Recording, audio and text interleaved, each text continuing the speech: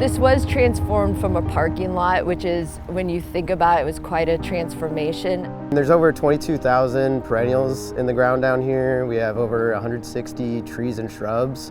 They are from all over the world.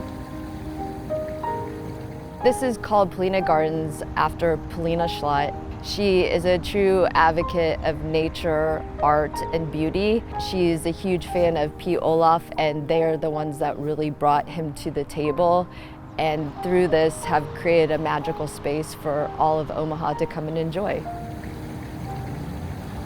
Polina Gardens speaks to community, it speaks to gathering, world-class horticulture, it speaks to education, performing our mission, bringing that mission to the whole city, to everyone that lives here, people across the state, people across the world. Like, that's what I think this speaks to Omaha.